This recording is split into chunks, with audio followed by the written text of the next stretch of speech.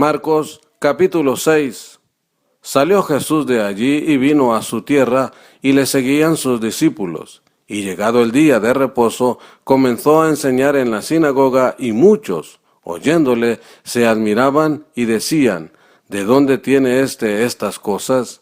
¿Y qué sabiduría es esta que les es dada, y estos milagros que por sus manos son hechos?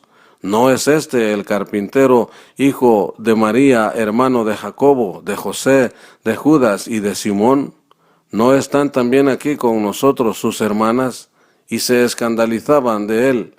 Mas Jesús les decía: no hay profeta sin honra sino en su propia tierra, y entre sus parientes y en su casa. Y no pudo hacer allí ningún milagro, salvo que sanó a unos pocos enfermos, poniendo sobre ellos las manos. Y estaba asombrado de la incredulidad de ellos, y recorría las aldeas de alrededor enseñando. Después llamó a los 12 y comenzó a enviarlos de dos en dos, y les dio autoridad sobre los espíritus inmundos, y les mandó que no llevasen nada para el camino, sino solamente bordón, ni alforja, ni pan, ni dinero en el cinto, sino que calzasen sandalias y no vistiesen dos túnicas. Y les dijo: donde quiera que entréis en una casa, posad en ella hasta que salgáis de aquel lugar. Y si en algún lugar no os recibieren ni os oyeren, salid de allí, y sacudid el polvo que está debajo de vuestros pies, para testimonio a ellos. De cierto os digo que en el día del juicio será más tolerable el castigo para los de Sodoma y Gomorra que para aquella ciudad. Y saliendo, predicaban que los hombres se arrepintiesen, y echaban fuera a muchos demonios, y ungían con aceite a muchos enfermos, y los sanaban. Y oyó el rey Herodes la fama de Jesús, porque su nombre se había hecho notorio, y dijo: Juan el Bautista ha resucitado de los muertos, y por eso actúan en él estos poderes. Otros decían: es Elías, y otros decían: es un profeta o alguno de los profetas. Al oír esto, Herodes dijo: este es Juan, el que yo decapité, que ha resucitado de los muertos. Porque el mismo Herodes había enviado y prendido a Juan, y le había encadenado en la cárcel por causa de Herodías, mujer de Felipe su hermano, pues la había tomado por mujer. Porque Juan decía a Herodes: no te es lícito tener la mujer de tu hermano. Pero Herodías le acechaba y deseaba matarle, y no podía, porque Herodes temía a Juan, sabiendo que era varón justo y santo, y le guardaba a salvo, y oyéndole se quedaba muy perplejo, pero le escuchaba de buena gana. Pero venido un día oportuno en que Herodes, en la fiesta de su cumpleaños, daba una cena a sus príncipes y tribunos y a los principales de Galilea, entrando la hija de Herodías, danzó y agradó a Herodes y a los que estaban con él a la mesa. Y el rey dijo a la muchacha: pídeme lo que quieras y yo te lo daré. Y le juró: todo lo que me pidas te daré, hasta la mitad de mi reino. Saliendo ella dijo a su madre: ¿qué pediré? Y ella le dijo: la cabeza de Juan el Bautista. Entonces ella entró prontamente al rey y pidió diciendo: quiero que ahora mismo me des en un plato la cabeza de Juan el Bautista.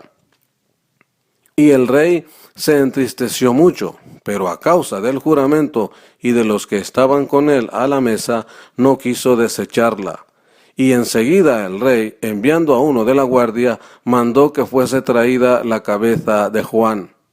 El guarda fue, le decapitó en la cárcel, y trajo su cabeza en un plato, y la dio a la muchacha, y la muchacha la dio a su madre. Cuando oyeron esto sus discípulos, vinieron y tomaron su cuerpo y lo pusieron en un sepulcro.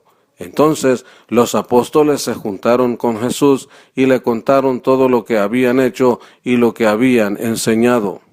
Él les dijo: venid vosotros aparte a un lugar desierto y descansad un poco, porque eran muchos los que iban y venían, de manera que ni aún tenían tiempo para comer. y se fueron solos en una barca a un lugar desierto. Pero muchos los vieron ir y le reconocieron, y muchos fueron allá a pie desde las ciudades y llegaron antes que ellos y se juntaron a él. Y salió Jesús y vio una gran multitud, y tuvo compasión de ellos, porque eran como ovejas que no tenían pastor, y comenzó a enseñarles muchas cosas. Cuando ya era muy avanzada la hora, sus discípulos se acercaron a él, diciendo: el lugar es desierto y la hora ya muy avanzada. Despídelos para que vayan a los campos y aldeas de alrededor y compren pan, pues no tienen qué comer. Respondiendo él, les dijo: dadles vosotros de comer.